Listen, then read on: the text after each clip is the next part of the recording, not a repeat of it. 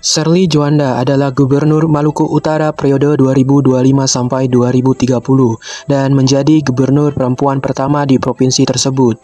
Ia lahir di Ambon pada 12 Agustus 1982. Ia memiliki latar belakang pendidikan di bidang International Business Management dari Universitas Petra Surabaya dan menyelesaikan program double degree di Holland University, Belanda. Sebelum terjun ke dunia politik, Sherly aktif di dunia bisnis sebagai direktur PT Bella Group dan aktif dalam kegiatan sosial sebagai ketua Yayasan Bella Peduli serta beberapa organisasi masyarakat.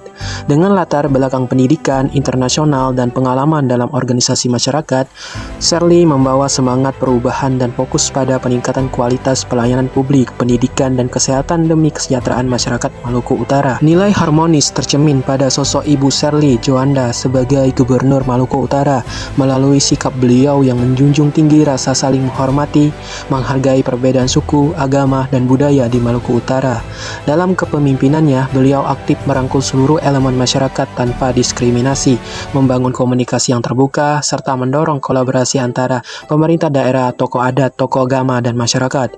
Sikap inklusif dan kebersamaan tersebut mencerminkan penerapan nilai harmonis sesuai dengan kode etik berakhlak, yaitu menciptakan lingkungan yang rukun, adil, dan saling menghargai demi tercapainya persatuan dan pembangunan daerah. Nilai harmonis juga tampak dalam komitmen Ibu Sherly Djuanda untuk menjaga stabilitas sosial dan memperkuat persaudaraan di tengah keberagaman masyarakat Maluku Utara.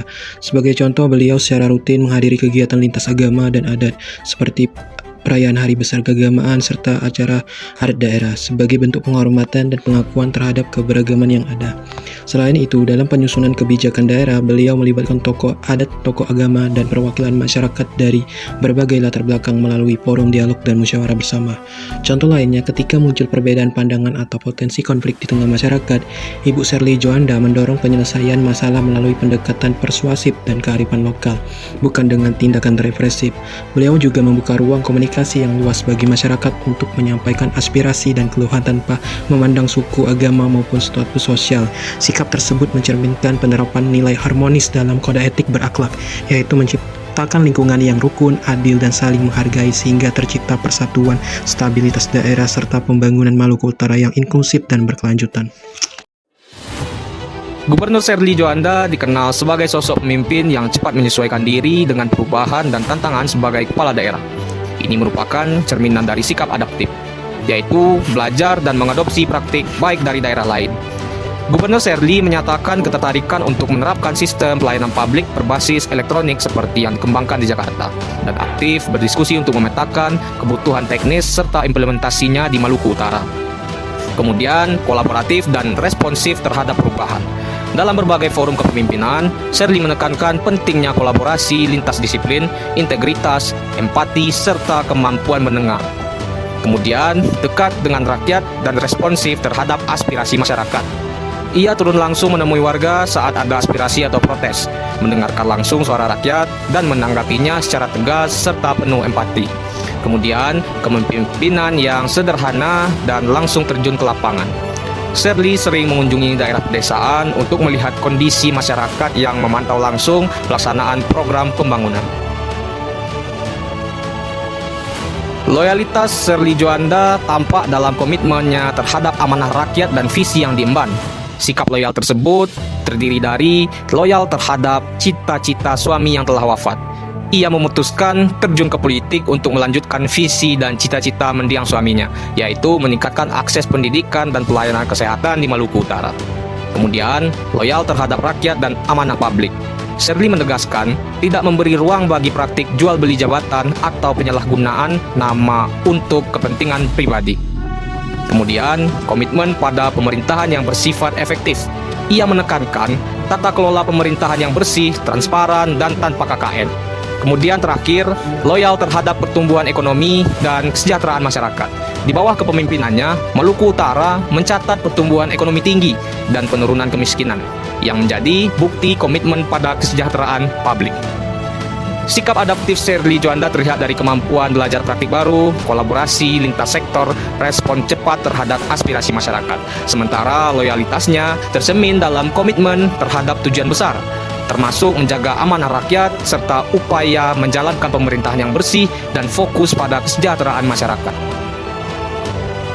Sebagai Gubernur Maluku Utara, nilai berorientasi pelayanan tercermin ketika Sherly Juanda menempatkan pelayanan kepada masyarakat sebagai prioritas utama dalam setiap kebijakan dan program pemerintah daerah.